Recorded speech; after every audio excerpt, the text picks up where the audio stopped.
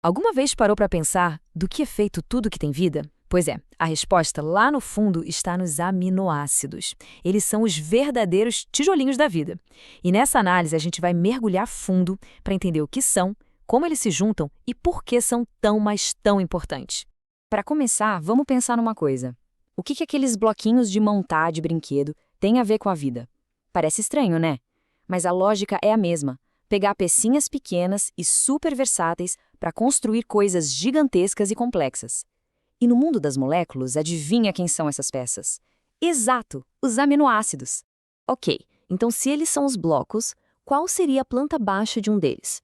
Vamos dar uma espiada na estrutura básica que permite que eles criem toda a complexidade que a gente vê por aí. Olha, o próprio nome aminoácido já entrega o jogo. É o que a gente chama de molécula de função mista. Por quê? Porque ela tem duas partes com, digamos, personalidades químicas bem diferentes. De um lado, um grupo amina, que é básico, do outro, um grupo ácido carboxílico, que, como o nome já diz, é ácido. E no centro de tudo isso, bem no coração da molécula, está o carbono alfa. Pensa nele como ponto de ancoragem.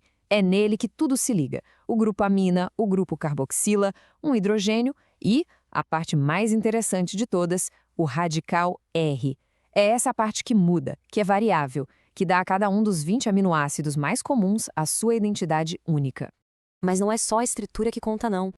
A maioria dos aminoácidos tem uma característica fascinante chamada quiralidade. É como se eles tivessem uma mão dominante, sabe? Uma orientação preferida no espaço. E essa história de mão dominante acontece porque eles formam o que chamamos de enantiômeros. O nome é complicado, mas a ideia é super simples. Pensa na sua mão esquerda e na sua direita. Elas são imagens uma da outra no espelho, certo? Mas pode tentar o quanto quiser. Você nunca vai conseguir sobrepor uma perfeitamente na outra. Isso são enantiômeros. Mas claro, toda regra tem sua exceção.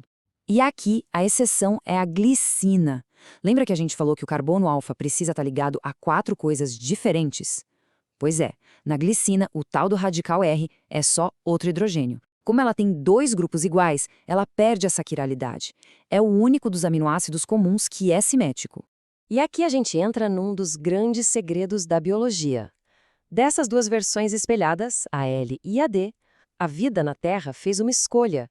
Ela usa quase que exclusivamente a configuração L para construir todas as proteínas. E essa padronização é essencial. Imagina tentar construir uma escada em caracol usando degraus que viram para lados diferentes. A estrutura toda desmoronaria. Simplesmente não funciona.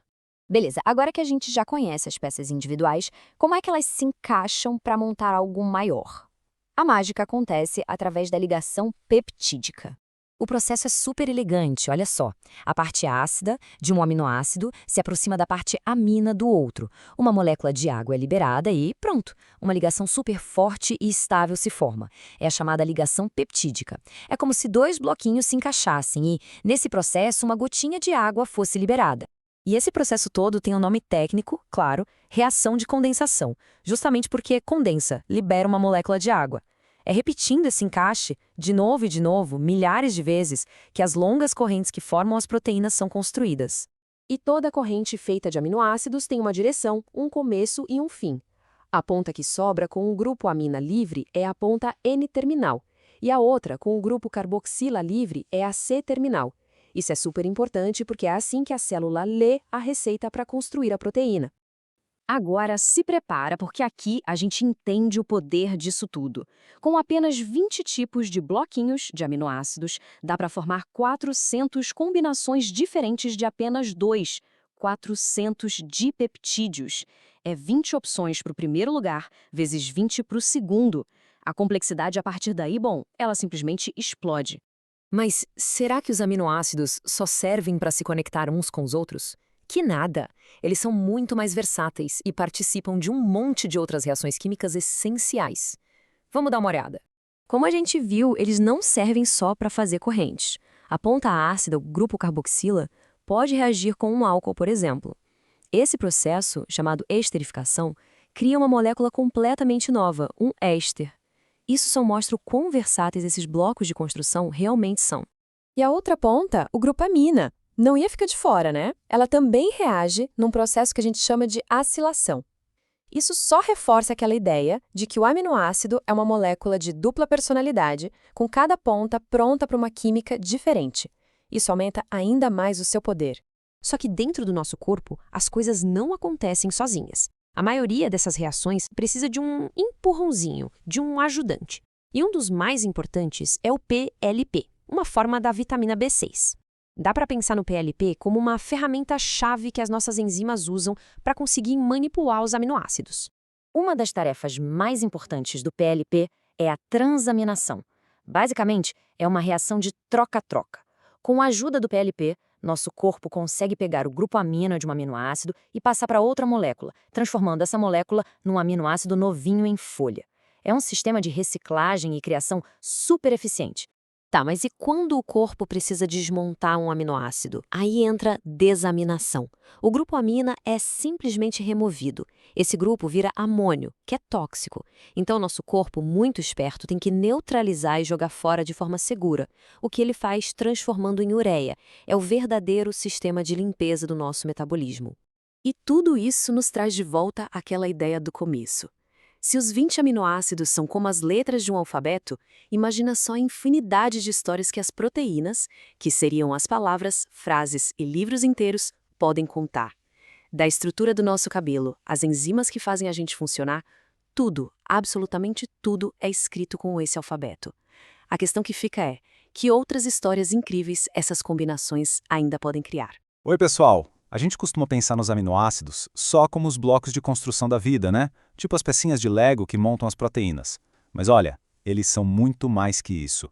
Que eles se juntam para formar proteínas, isso a gente já sabe. Mas a pergunta de verdade aqui é outra. Como é que eles reagem quimicamente? O que na estrutura deles permite que eles sejam modificados, controlados e transformados? É exatamente essa jornada química que a gente vai fazer agora. Para começar, a gente precisa sacar a dualidade química que define um aminoácido. É quase como se ele tivesse duas personalidades químicas numa molécula só, sabe? E é justamente isso que faz dele uma peça tão, mas tão versátil. E aqui está a estrutura dele. O centro de tudo é um átomo de carbono. Ligado nele, a gente tem, de um lado, um grupo amino, que é básico, e do outro, um grupo carboxila, que é ácido. Essa combinação de ácido e base na mesmíssima molécula, aí é que está o segredo de toda a sua personalidade química. Ok, vamos focar primeiro na ponta ácida. Como é que os químicos conseguem modificar esse grupo carboxila? Bom, uma das reações mais clássicas e diretas para isso é a esterificação. O processo, como dá para ver, é bem direto. Se pega o grupo carboxila do aminoácido e faz ele reagir com um álcool.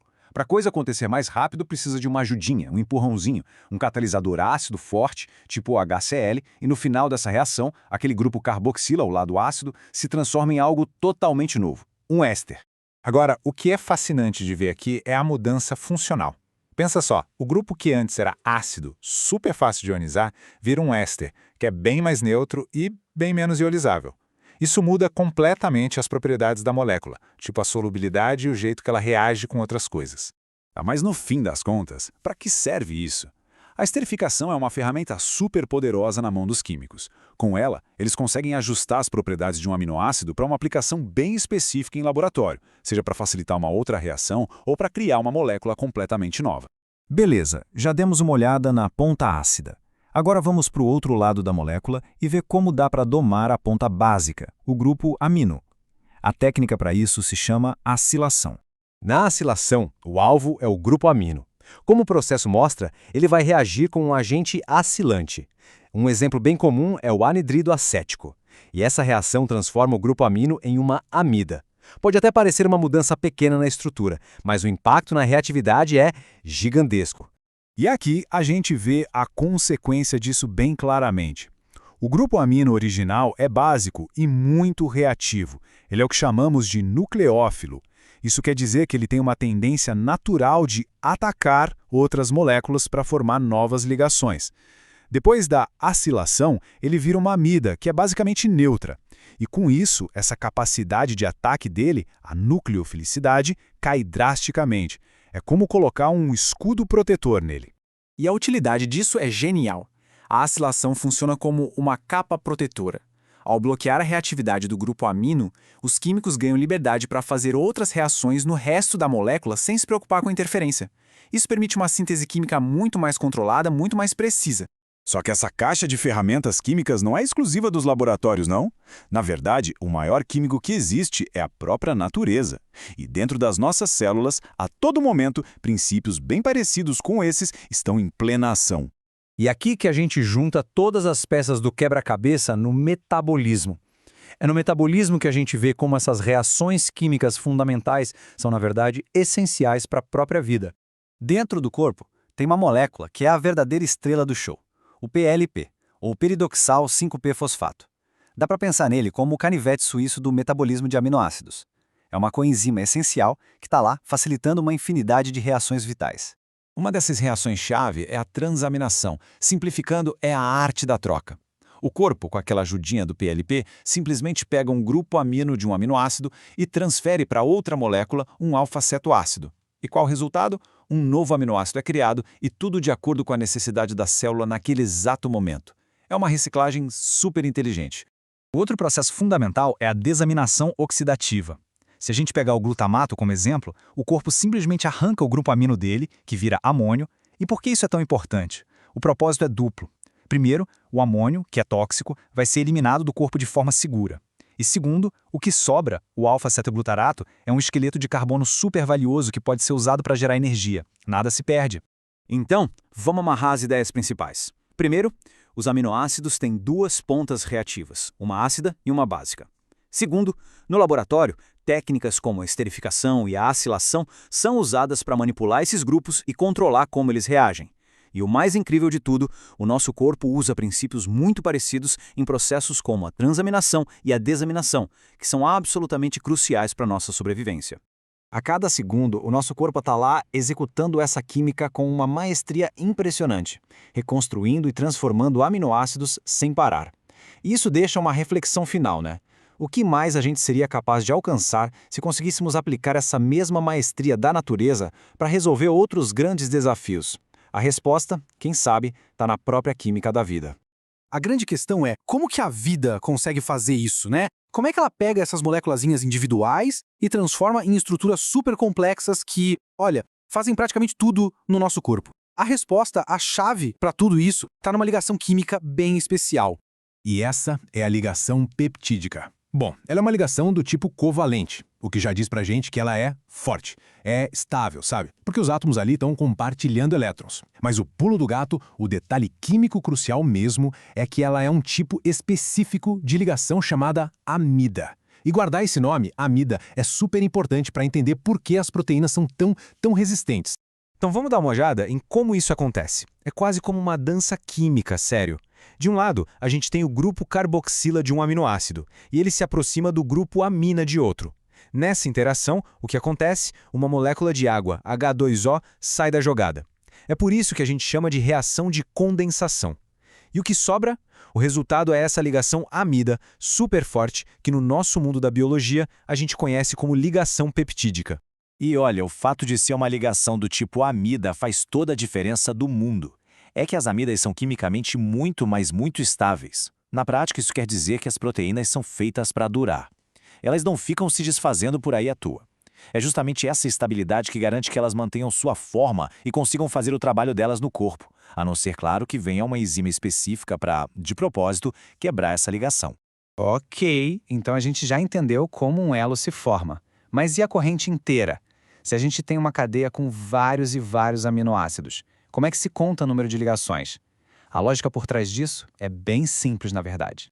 Dá uma olhada no padrão que aparece aqui. Um dipeptídeo, ou seja, 2 aminoácidos, tem uma ligação só. Um tripeptídeo com 3 aminoácidos tem 2 ligações. Tá vendo? Já dá para perceber que tem uma lógica aí, um padrão bem claro se formando. E a regra é essa, super direta. O número de ligações peptídicas vai ser sempre o número de aminoácidos, que a gente chama de N, menos 1. E como para cada ligação formada a gente perde uma molécula de água, a mesma regra, N-1, vale para a água também.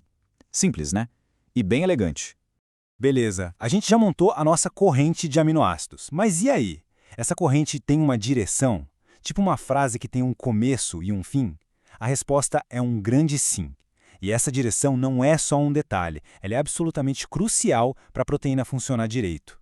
O começo da cadeia a gente chama de N-terminal. É aquela ponta que ficou com um grupo amina livre, que não entrou na dança para se ligar com mais ninguém. Dá para pensar nela como a letra maiúscula que começa uma frase, sabe? É o ponto de partida. E claro, se tem um começo, tem que ter um fim. A outra ponta da cadeia é o C-terminal. É lá que a gente encontra o grupo carboxila que sobrou, que também ficou livre. Ele funciona exatamente como o ponto final da nossa frase molecular. E assim como a gente lê um texto da esquerda para a direita, na bioquímica existe uma regra de ouro, uma convenção universal. As sequências de aminoácidos são sempre lidas do N-terminal para o C-terminal. Sempre nessa direção, N para C. É o padrão. Isso tudo nos leva a um ponto que é fundamental. Se a direção importa tanto, então a ordem dos ingredientes também deve importar, certo? Com certeza. E não é que importa um pouco, ela é absolutamente crucial. Por exemplo, uma molécula de alanina, glicina, não tem nada a ver com uma molécula de glicina, alanina. São coisas diferentes. Vamos ver o porquê. Em ala-GLY, a alanina é a primeira, ela é o N-terminal. Agora, se a gente inverte para GLY-ALA, quem começa a cadeia é a glicina. Essa simples troca na ordem cria uma molécula totalmente nova, com outra estrutura e, consequentemente, com outras propriedades químicas. No mundo das proteínas, a sequência é simplesmente tudo. E tem até uma curiosidade, uma dica na própria nomenclatura química. Se a gente pega um nome como glicilalanina, o aminoácido que termina com -il, nesse caso o glicil, é sempre o que está lá no comecinho da cadeia, no N-terminal. É um atalho bem útil para saber quem vem primeiro. E pensar nisso tudo leva a uma pergunta que é impressionante, de verdade. Se a ordem é tão importante assim, qual é o poder de combinação que a vida tem nas mãos? Vamos pensar pequeno por um segundo. A gente tem 20 aminoácidos comuns. Se a gente quisesse formar uma molécula com só 2 deles, um dipeptídeo, quantas combinações únicas seriam possíveis? A resposta: 400. É isso mesmo, porque a gente tem 20 opções para a primeira posição, o N-terminal, e mais 20 opções para a segunda, o C-terminal. A conta é simples, 20 vezes 20. O resultado são 400 moléculas totalmente diferentes. E isso usando só 2 tijolinhos. E é aqui que a gente chega na reflexão final. Se com só 2 aminoácidos a gente já consegue 400 possibilidades, tenta imaginar a complexidade de uma proteína de verdade, que pode ter centenas, às vezes milhares deles, um atrás do outro. Fica claro que a ligação peptídica é muito mais do que só uma cola química, né? Ela é a base, o alicerce de uma linguagem molecular com potencial de criação que é, praticamente infinito.